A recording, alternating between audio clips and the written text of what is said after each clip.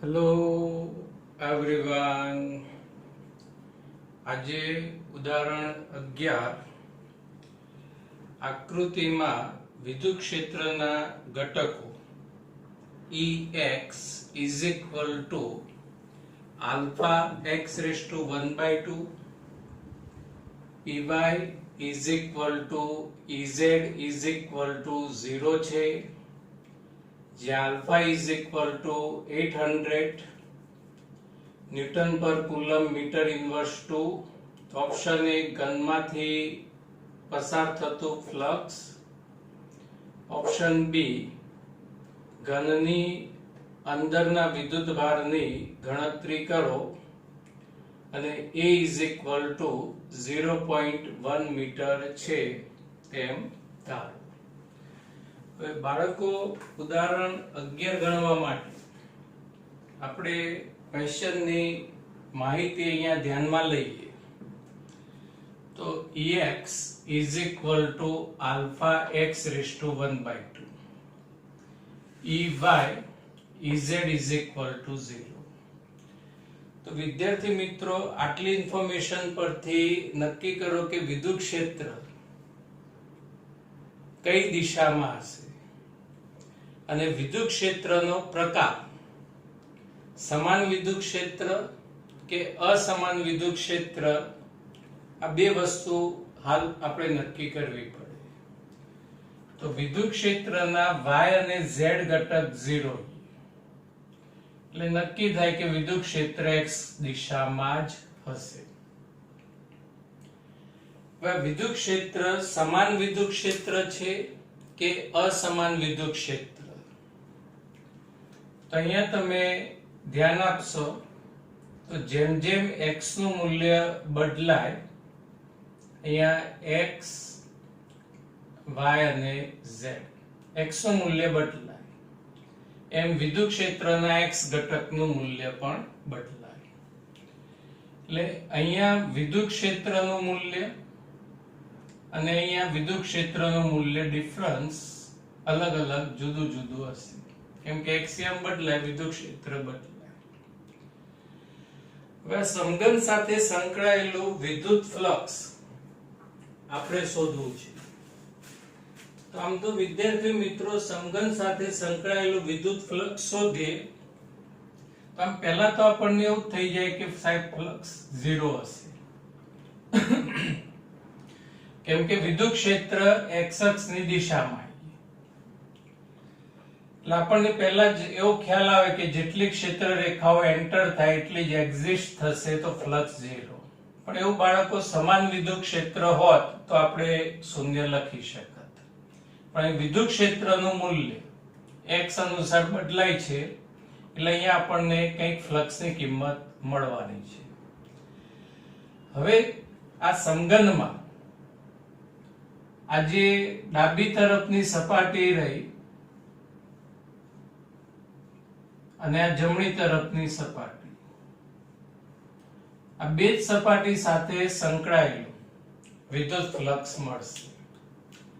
કારણ કે અન્ય જે સપાટીઓ એમાં વિદ્યુત ક્ષેત્ર અને ક્ષેત્રફળના સદિશ વચ્ચેનો ખૂણો થશે 90, એટલે અન્ય સપાટીઓ સાથે સંકળાયેલું વિદ્યુત ફ્લક્સ થશે 0.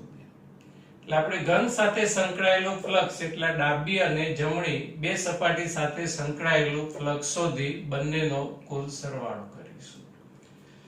તો હવે સમઘનની ડાબી સપાટી સાથે સંકળાયેલું વિદ્યુત ફ્લક્સ ઇઝ ઇક્વલ ટુ સદિશ E ડોટ સદિશ S. બાળકો, અહીંયા તમને ક્વેશ્ચન થાય કે સાહેબ આ સૂત્ર તો સમાન વિદ્યુત ક્ષેત્ર હોય તો જ લખાય. તો વિદ્યાર્થી મિત્રો, આપણે જે ડાબી સપાટી રહી એના દરેક બિંદુ પાસે આ વિદ્યુત ક્ષેત્રનું મૂલ્ય રહ્યું એ સમાન હશે. આથી આપણે આ સમીકરણ આ સપાટી માટે લખી શકીએ. સમજાયું? હવે ES cos 180, ખૂણાનું મૂલ્ય 180 આવ્યું એનું કારણ સમજો. વિદ્યુત ક્ષેત્ર x અક્ષની દિશામાં અને કોઈ પણ પૃષ્ઠને રજૂ કરતો સદિશ હંમેશા પૃષ્ઠને લંબ રૂપે બહારની તરફ. એટલે વિરુદ્ધ દિશા ખૂણો 180 cos 180 -1 -es. હવે આ સમીકરણમાં E is equal to alpha x raised to 1/2 અને s ક્ષેત્રફળ એટલે આ જે બાજુ રહી એનું ક્ષેત્રફળ આવશે a સ્ક્વેર. હવે x નો અર્થ થાય ઉગમ બિંદુથી સમતલનું અંતર અને આ જે અંતર રહ્યું એ is equal to a છે એટલે આ સમીકરણમાં x is equal to a મૂકતો હવે x ની જગ્યાએ a raised to 1/2 a square એમના એમ એટલે આનું સાદું રૂપ minus alpha a raised to 5/2 result number 1. હવે સમઘનની જમણી બાજુ સાથે સંકળાયેલું ફ્લક્સ ϕ2 સૂત્ર તો એનું એક સદિશ E ડોટ સદિશ S બાળકો એ સદિશ A પણ લખી શકો એરિયા સદિશ A ES cos 0 અહીંયા ખૂણો 0 આવશે કેમ કે જમણી બાજુનું જે સમતલ રહ્યું એનો ક્ષેત્રફળનો સદિશ લંબ રૂપે બહારની તરફ એટલે ખૂણો 0 cos 0 ની કિંમત 1 એટલે ES એની જગ્યાએ આલ્ફા x raised to 1/2 ક્ષેત્રફળ સપાટીનું ક્ષેત્રફળ a સ્ક્વેર. હવે અહીંયા બાળકો x ની કિંમત મૂકતા ખાસ ધ્યાન રાખજો ઉગમ બિંદુથી પ્રથમ સમતલ રહ્યું એનું અંતર x is equal to a પડી ખબર.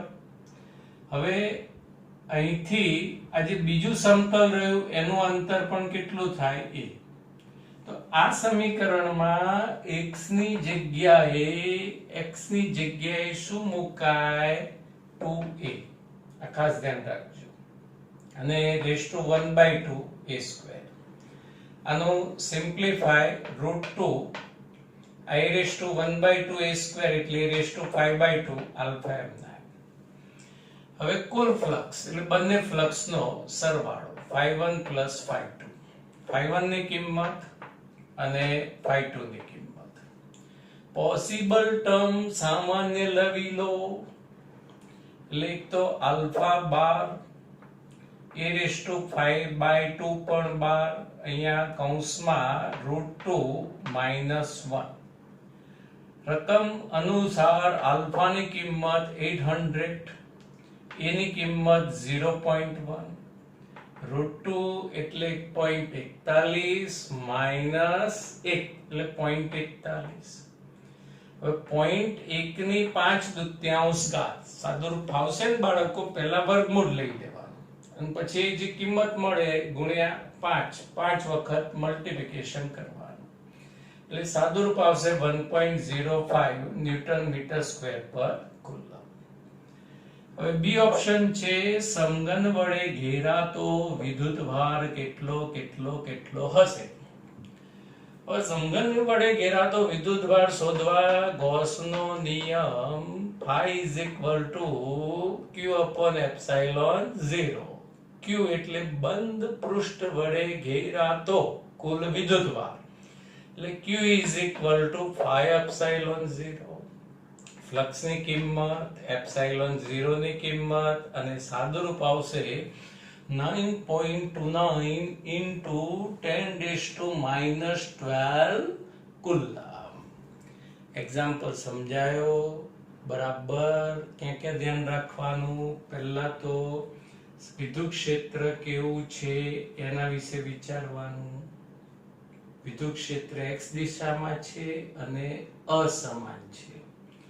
પછી ફ્લક્સ શોધવા માટે બધી જ સપાટીઓનું ફ્લક્સ શોધીશું કે કઈ સપાટી એ લોજિક લગાવવાનું. તો માત્ર ડાબી અને જમણી બે જ સપાટી આવશે કેમ કે બીજી સપાટીઓના વિદ્યુત ક્ષેત્ર અને ક્ષેત્રફળ સદિશ વચ્ચેનો ખૂણો કેટલો થશે 90 એટલે ફ્લક્સ 0 એટલે એ મહેનત કરવાની નહીં. એટલે ડાબી બાજુનું ફ્લક્સ જમણી બાજુનું ફ્લક્સ આ ખૂણાનું માપ 180 આવે. આ E ની જગ્યાએ EX એટલે આલ્ફા x raised to 1/2 અને સાદુરૂપ આપી દેવાનું. જમણી બાજુમાં બી એનું એ જ સૂત્ર પણ એમાં ખૂણો 0 આવશે. આ x ની કિંમત ઉતાવળથી એ મૂકી દેતા નહીં કેમ કે આ અંતર ઉગમ બિંદુથી ગણવાનું છે એટલે અંતર 2a આવશે. પછી કુલ ફ્લક્સ અને ગૌસના નિયમની એપ્લિકેશન. હવે ઉદાહરણ 12.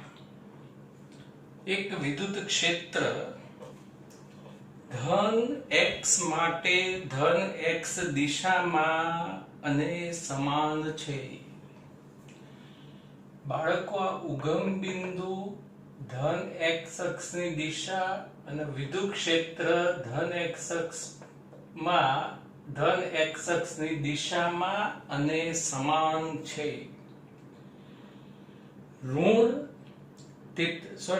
તેમજ ઋણ x માટે તેટલા જ મૂલ્યનું સમાન અને ઋણ x દિશામાં છે.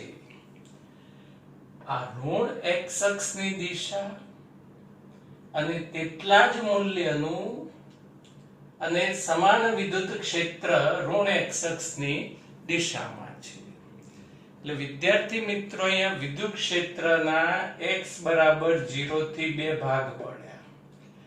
ધન x દિશાનું વિદ્યુત ક્ષેત્ર ધન બાજુ અને ઋણ x દિશાનું વિદ્યુત ક્ષેત્ર ઋણ બાજુ. હવે વિદ્યુત ક્ષેત્ર E is equal to 200 I cap newton per coulomb. વિદ્યુત ક્ષેત્ર 200 I cap newton per coulomb. અને x less than 0 માટે પણ E is equal to 200 I cap newton per coulomb આપેલ છે. 20 સેન્ટીમીટર લંબાઈ અને 5 સેન્ટીમીટર ત્રિજ્યાના નળાકારનું કેન્દ્ર ઉગમ બિંદુ પર અને ધન x દિશામાં છે, જેથી એક સપાટી x is equal to plus 10 semi અને બીજી સપાટી x is equal to minus 10 centimetre આગળ છે. બાળકો, આ જે નળાકાર રહ્યો એની લંબાઈ 20 સેન્ટીમીટર અને આ ત્રિજ્યાનું જે માપ રહ્યું એ 5 સેન્ટીમીટર છે. કેટલું? 5 સેમી. હવે આ એક તરફનો એન્ડ પોઈન્ટ રહ્યો એ x is equal to plus 10 semi પર અને બીજી તરફનો એન્ડ પોઈન્ટ -10 સેમી પર. એટલે કે નળાકારનું કેન્દ્ર અને ઉગમ બિંદુ એક જ બિંદુ પર સંપાત થાય એમ આપણે સમજવું પડે. ઓપ્શન એ, દરેક સપાટ બાજુઓમાંથી બહાર આવતું કુલ ફ્લક્સ કેટલું? ઓપ્શન બી, નળાકારની વક્ર બાજુમાંથી ફ્લક્સ કેટલું? કુલ ફ્લક્સ કેટલું અને નળાકારની અંદર ઘેરાતો કુલ વિદ્યુતભાર કેટલો? તો વિદ્યાર્થી મિત્રો, પહેલા તો આપણે શોધી કાઢીએ દરેક સપાટ બાજુઓમાંથી બહાર આવતું ફ્લક્સ. તો આ સપાટ બાજુ 1 અને આવશે સપાટ બાજુ 2. આ સિવાય કોઈ બીજી સપાટ બાજુ નળાકારમાં હોય નહીં. એક વર્તુળાકાર સપાટી, બીજી વર્તુળાકાર સપાટી. હવે નળાકારની ડાબી બાજુની સપાટીમાંથી બહાર આવતું flux phi left is equal to સદિશ E ડોટ સદિશ S અથવા સદિશ E ડોટ સદિશ A. સમાન વિદ્યુત ક્ષેત્ર ક્વેશ્ચનમાં જ કહ્યું છે બાળકો. S cos θ. વિદ્યુત ક્ષેત્ર અને ક્ષેત્રફળનો સદિશ એક જ દિશામાં એટલે θ0 અને cos 0 ની કિંમત 1 એટલે ES. આ વિદ્યુત ક્ષેત્રનું મૂલ્ય ક્વેશ્ચનમાં આપ્યું છે 200 I cap એટલે અહીંયા 200.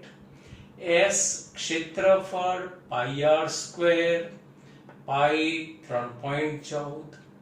ત્રિજ્યા આપીએ કેટલી? 5 સેમી. એને મીટરમાં કન્વર્ટ કર્યા એટલે 0.05 નો સ્ક્વેર.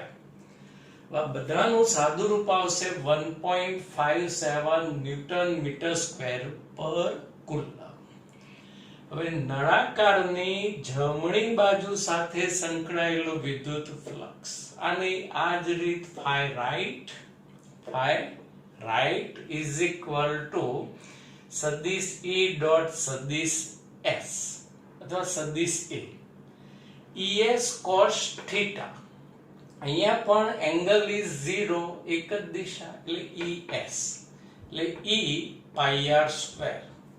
બધી જ કિંમત આ જ રીતે મુકાશે અને આનું પણ સાદુરૂપ આવશે 1.57 ન્યૂટન મીટર સ્ક્વેર પર કુલમ. નળાકારની વક્ર સપાટી સાથે સંકળાયેલું ફ્લક્સ. નળાકારની વક્ર સપાટી સાથે સંકળાયેલું વિદ્યુત ફ્લક્સ બાળકો ગણ્યા વગર તરત જવાબ આપી શકાય કે વિદ્યુત ક્ષેત્ર આ રીતે x દિશામાં છે અને આ જે વક્ર સપાટીના પૃષ્ઠને રજૂ કરતો સદિશ આ રીતે હોય એટલે ખૂણો કેટલો બને 90. એટલે ખૂણો 90 બને એટલે ફ્લક્સ કેટલું થાય 0. બે ઓપ્શન પૂરા થયા. થર્ડ ઓપ્શન નળાકાર સાથે સંકળાયેલું કુલ વિદ્યુત flux. Cool flux is equal to phi r plus phi r plus phi dex 1.57 plus 1.57 plus 0 સાદુરૂપ 3.14 ન્યૂટન મીટર સ્ક્વેર પર કુલમ. ફોર્થ ઓપ્શન નળાકારની અંદરનો કુલ વિદ્યુત ભાર કેટલો? ગોસના નિયમ અનુસાર ક્યુને કરતા બનાવો. ફ્લક્સ phi ની કિંમત આવશે 3.14, એપ્સાઇલોન 0 ની કિંમત ને સાદુરૂપ આવશે 2.78 ગુણ્યા 10 ની -11 ઘાત કુલમ.